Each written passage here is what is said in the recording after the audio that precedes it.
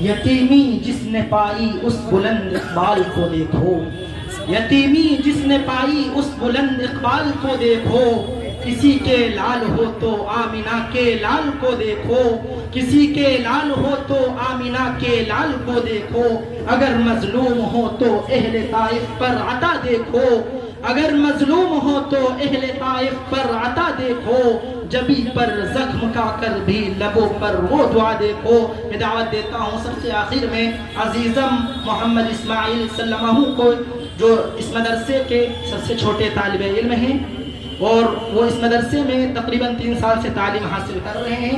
ماشاءاللہ انہوں نے اب تک کے 15 پارے قرآن پاک حفظ مکمل کر لیے ہیں۔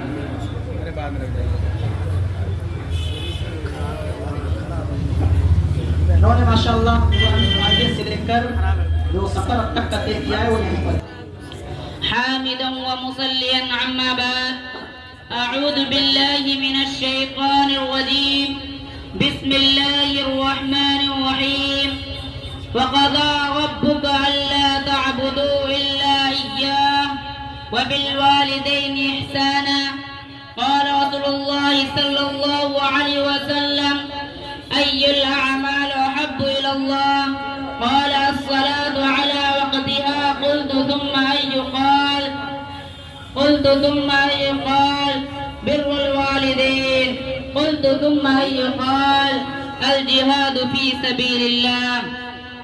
دین اسلامی بھائیوں، اللہ تبارک و تعالی نے انسان کو ماں باپ کی شکل میں ایسا قیمتی ہدیہ عطا فرمایا جس کی قیمت کی ادائیگی بڑی بڑی جائیداد اور بے شمار دولت کے ذریعے بھی نہیں کر سکتا۔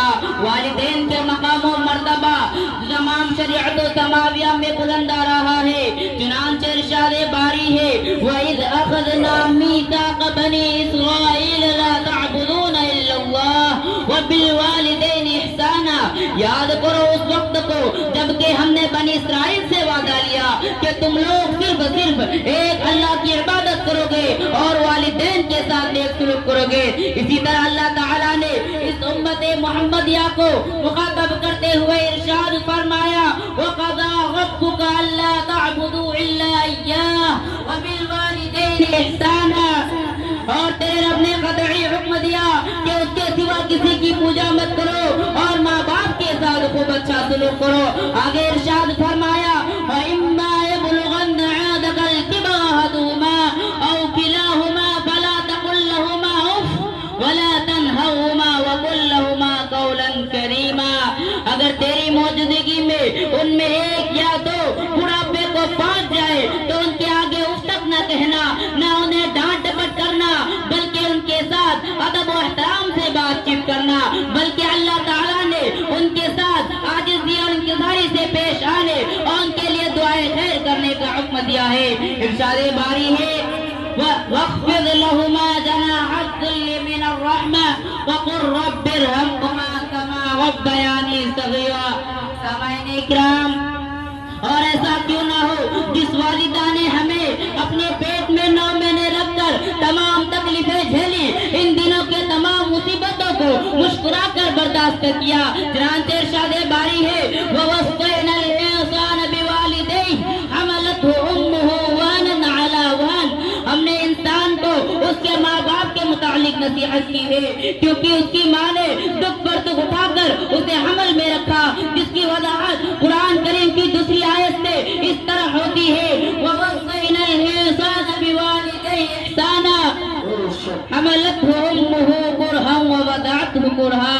ہم نے انسان کو اپنے ماں باپ کے متعلق اچھا حسن سلوک کرنے کا حکم دیا ہے۔ اس کی ماں نے اسے تکلیف جھیل کر پیٹ میں رکھا، تکلیف برداشت کر کے اسے جنا۔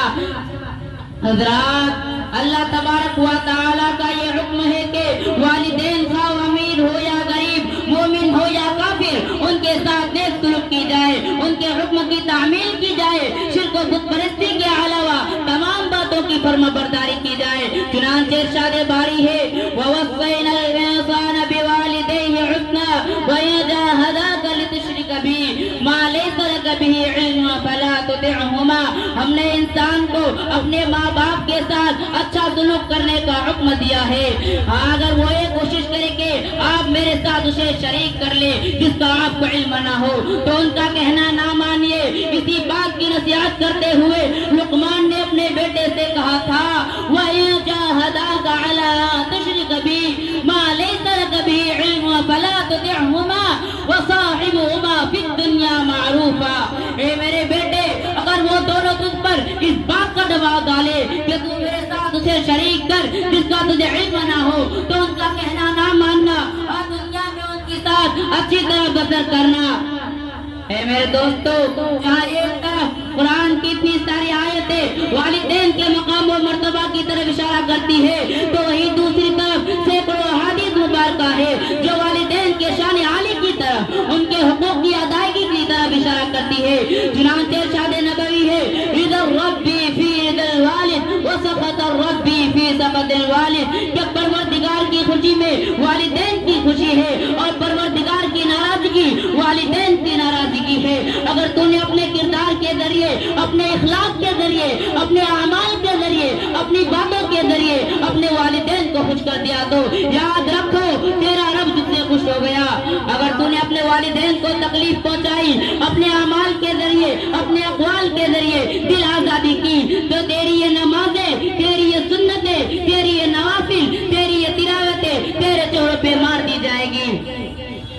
حضرات لیکن افسوس صد افسوس آج ان ماں پر ظلم و ستم کی بات توڑے جا رہے ہیں جن ماں نے اپنی اولاد کو 9 مہینے اپنے پیٹ میں رکھا, جس ماں نے بھیک مانگ مانگ کر ہماری پرورش کی تھی, جو ماں بچپن میں ہماری پیشاب پر خود سو کر ہمیں خشک بستروں میں سلاتی تھی, جس ماں کی نیندیں ہماری تکلیف کی وجہ سے اٹھ جاتی تھی, جو غریب ماں ہمارے منہ میں نوالا ڈالتی تھی اور خود بھوکی رہتی تھی.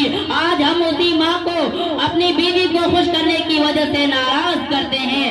آج ہم اسی ماں کو گالیاں دے دے کر دھکا مار مار کر گھروں سے باہر نکال دیتے ہیں. آج وہی ماں خشک روٹیاں کھا رہی ہے جبکہ ہماری بیویاں عیش کی زندگی گزار رہی ہے. آج وہی ماں گلیوں میں تڑپ تڑپ کر جان دے رہی ہے لیکن ہماری بیویاں نرم نرم بستروں سے لطف لے رہی ہے. ماشاءاللہ بہت خوب. جس والد نے ہمارے تعلیم کے خاطر دوسروں کے سامنے ہاتھ پھیلایا تھا آج ہم اسی والد کو فقیر کی ٹولیاں میں شمار کرتے ہیں.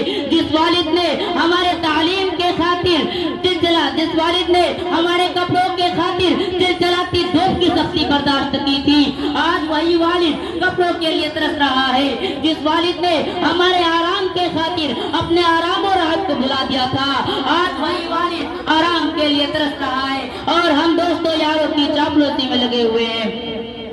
اے مسلمانوں کیا ان والدین کا یہ حق ہے کہ انہیں ہر ہاؤس میں ڈال دیا جائے؟ کیا ان والدین کا یہ حق ہے کہ انہیں بڑھاپے کی حالت میں گھروں سے نکال دیا جائے؟ اے مسلمانوں محمد عربی صلی اللہ علیہ وسلم کی بات سنو. اگر میں عشاء کی نماز پڑھنے کے لیے مصلی پر کھڑا ہو گیا ہوتا اللہ اکبر کہہ دیا ہوتا اور میری ماں پکارتی بیٹا محمد تو میں نماز توڑ کر اپنی ماں کی بات پر لبیک کہتا. اے میرے بھائیوں ہمارے والدین بیماری کی حالت میں تڑپتے رہے لیکن ہم بیگانگی کا اظہار کرتے رہے. ہمارے والدین پریشانی کی حالت میں کرتے رہے لیکن اپنی بیوی کی بانوں میں گھس کر سنتے رہے. اے مسلمانوں اپنے دلوں کو نرم کرو اپنے دلوں کو نرم کرو اور ان کی بے چینی کو اپنی بے چینی ان کی تکلیف کو اپنی تکلیف سمجھو ورنہ وہ دن دور نہیں ہے جبکہ پروردگار ہم پر ہماری ایسی اولاد کو مسلط فرمائے گا کہ ہمارے آئی اور ان کی خوشیوں میں اضافہ کرے گی. ہم بھوکے تڑپتے رہیں گے مگر وہ لاپرواہی کا ثبوت دے گی کیونکہ عربی محاورہ ہے کما تدین تدان جیسا کرو گے ویسا پاؤ گے. جو اولاد ہمیں رسوا کرے گی ہمیں دلیل کرے لہذا ہم اس گناہ سے توبہ کریں اور اپنے والدین کی خدمت کو لازم پکڑ لیں اور الجنت تحت اقدام الامہات پر عمل کرتے ہوئے اپنی ماں کو اپنی پلکوں میں بیٹھائے اور ان کے حکم کے سامنے سر تسلیم کم کرے.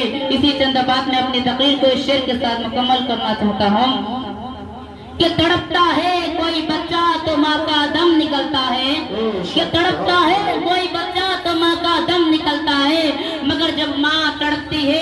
زمزم نکلتا ہے کہ پڑھ کے دیکھو کتاب ہستی میں ماں سے اور پیارا نام کیا ہوگا، کہ پڑھ کے دیکھو کتاب ہستی میں ماں سے اور پیارا نام کیا ہوگا، جس کے قدموں کے نیچے جنت ہے اس کے سر کا مقام کیا ہوگا۔ وآخر الدعوانا الحمدللہ رب العالمین۔ کما علینا سبحان اللہ۔